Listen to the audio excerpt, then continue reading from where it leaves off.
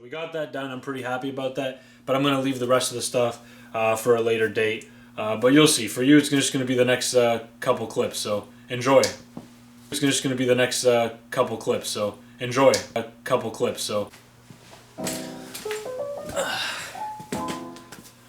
Alright guys, so it's a couple days later. We got the engine in. We got the subframe bolted in already. I just put the front bumper back on just to see what the look of the wheel spacing is from the front to the back in the wheel wells. It looks pretty good. I mean, it's way higher than it was from stock, but I'm really hoping that's because we don't have much weight in the engine bay. Plus, we don't have a transmission really in there. That's just the shell that I put in there. It's very light. I could pick it up very easily. There's like nothing to it. So there's no real guts of the engine. There's a lot of weight missing. So I'm hoping that's going to help us. But in the future, I'm also going to be getting coilovers that are adjustable, and I can lower the ride height of the car. Or I can adjust the ride height of the car to whatever I need. So I'm not too worried about that. That'll be something that I can worry about later. The car rolls around right now.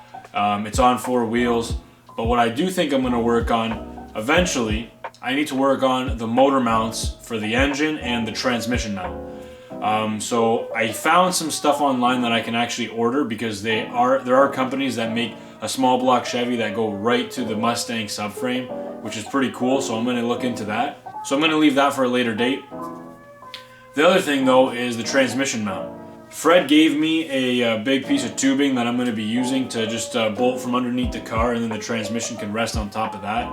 And that'll be enough to hold the transmission from just sitting on the ground right now. It will keep the angle of the engine and transmission relatively where it needs to be.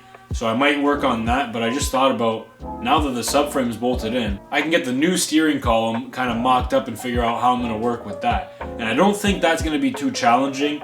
I'm going to hold my breath. I don't really know for sure, but I know that I can get it pretty close at least and see what I'm going to need to do to get it going. So that's what I'm going to work on now. I'm going to show you the spacing of where the wheels are sitting, and then we're going to move on to working on the steering column.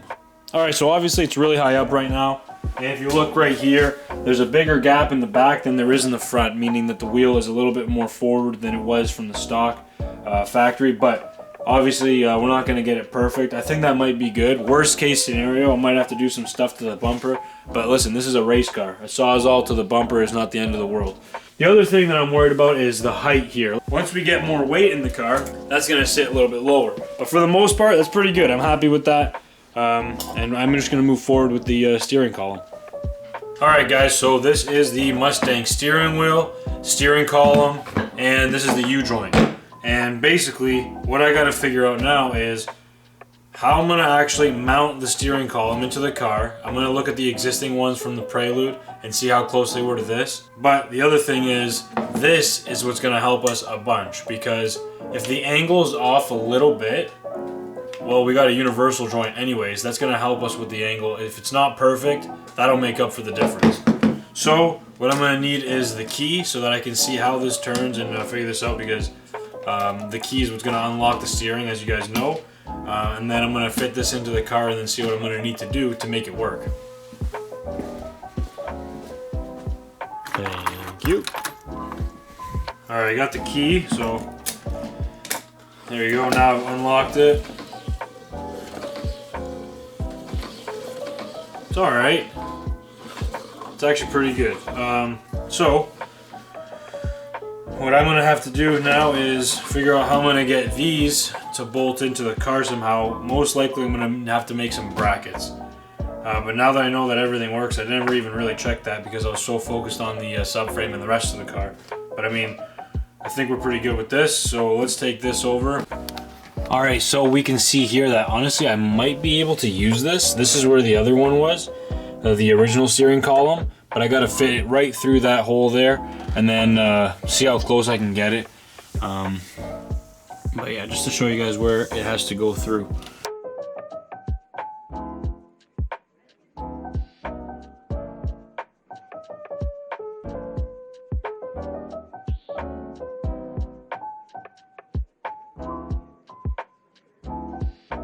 Okay, so just test fitting it really quickly right there. I can tell that this is gonna be in the way. And I'm honestly not sure how to remove that, but The other one, the original one for the Honda Prelude, is the exact same diameter, I think, and I think it might work. At least it'll be enough to hold it in place to help me go back and forth from the engine bay, from the interior, just to see how things are going. It'll hold it in place. So I'm gonna go ahead and remove this one if I can. I'm gonna see if I can do that right now. And then the original one will be able to replace this one. And then we gotta worry about this one later.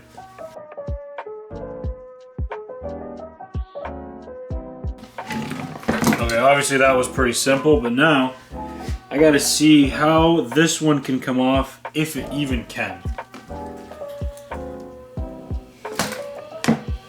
You can see the one I just took off is a 2-piece, but this one here is solid all the way around, so I'm not really sure.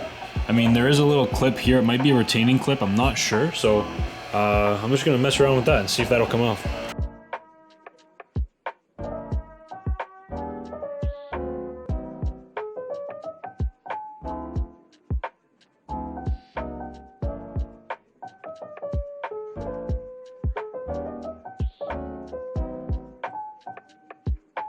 Okay.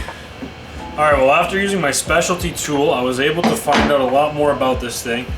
That retaining clip was holding it in from sliding this way. It's basically being held in because there's these grooves and these teeth in it, and I'm gonna go double check that I actually don't need this, and I'm gonna take a grinder and cut this off.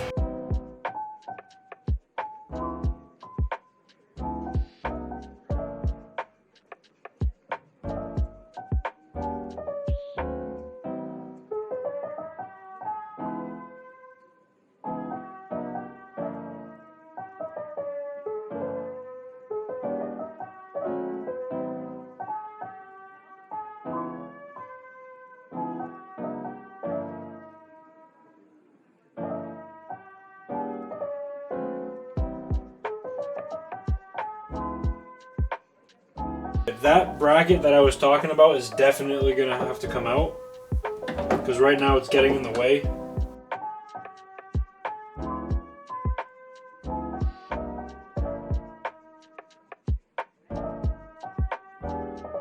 Okay, so let's see.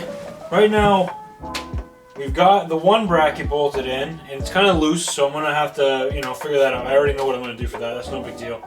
But one bracket's already basically figured out. Got to figure out the second bracket to make this solid and stabilize it a little bit better. But it's bolted into the steering rack. It's bolted into the universal joint. So I just want to see if it's in a good spot for where I want it to be. Yeah, I mean, I can get the clutch pretty good here. I'm not going to hit the brake because I already did that earlier, and it spewed brake fluid into the ceiling. But I think everything's pretty good.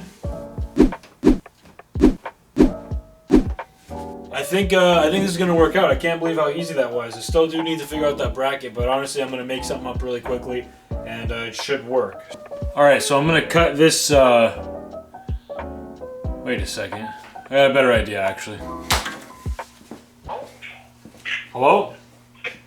Yeah, this is Luke. Hey, Fred. Do you have any angle iron by any chance? Of course. Okay, beautiful. Can I come by and pick up a piece? Whatever you like. Man. Beautiful. Sounds good, man. Thank you very much. I'll be there in a bit. Alright, I'm here, but I'm here. Alright, bye-bye.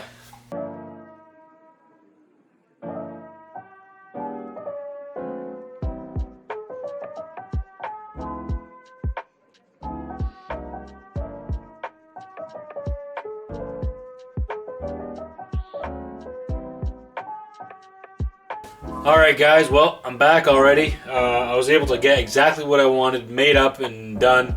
In the matter of a few minutes, he was willing to help me out. We dug through, found a piece of angle iron, cut it up, drilled it, everything was done. So now I'm going to show you exactly what what I'm hoping is going to work, and how I'm going to make this work with the existing studs that are already in here.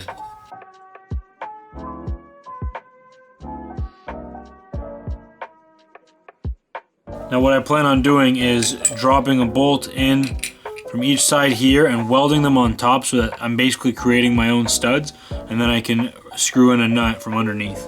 Everything looks like it lines up pretty good. I'm gonna go get the welder and tack this in, then take it apart, bring it over to the table over there, and then weld it all.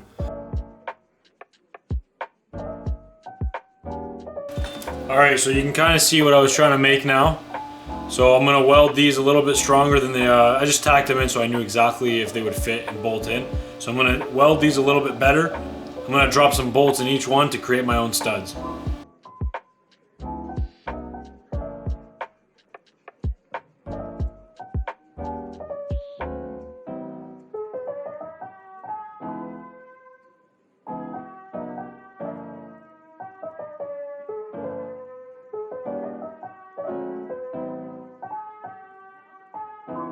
Alright guys, so this is the piece that I just made. So there's the two pieces of angle iron on the side here, and then I welded them to that bracket that I took off of the column already, and then I took two bolts and I made my own studs, and then I welded them from the top here, so now I can run a nut from underneath and I wouldn't have to hold a wrench on top or something like that. I only put my welding coat here just so that when I was tacking this in I didn't burn anything into the seats. But if I did this correctly, I should be able to bolt this in, and then now the steering column will be able to be bolted just like this now. Just like that, and it'll work just as it did before, but now I'm just moving the bracket down. So you can kind of see from the side here the angle iron on this side and the angle iron on that side. So you can see everything that I did. Let me get this plug out of the way. You can see everything that I did now from underneath. So I bolted it in here to the existing studs right over here, and then I made my own studs right here on both sides, and yeah, it worked out pretty good. Alright guys, well, I mean, I'm pretty happy. I didn't even think I was going to be doing this today. I kind of had to think of what I was going to do on the spot, and I realized, wait a second, I get the steering column in today because the subframe's already done, so that's pretty much done. This one's good. Now I can move the wheel. The wheels in the front steer. Feels good. I'm pretty happy. I also wanted to say thank you guys because I think today or yesterday I hit 200 subscribers, and it may not seem like much, but it is to me. That's pretty cool. When I started this, obviously I didn't have any subscribers. It's pretty nice to see that you guys enjoy what I'm doing here, or you guys like what you see. There are a couple guys that don't really like what they see, but that's just going to come natural. They're going to keep growing just as much as I do, so that's going to be alright. But yeah guys, thank you, I do appreciate it. If you can do anything, leave a like. If not for me, do it for Fred, because I just called him on a whim. I went over there, he was able to help me. That would mean a lot to me. Anyways guys, I think next week we might be looking at motor mount stuff, transmission mount stuff. I don't really know what we're going to be doing, but I'm just going to try to keep moving in the right direction, even if it's small steps. That's what I've been doing. That's what I've been doing thus far, and it's been working. So I'm just going to keep at it. Thanks again, guys. Thanks for watching, and we'll see you next week.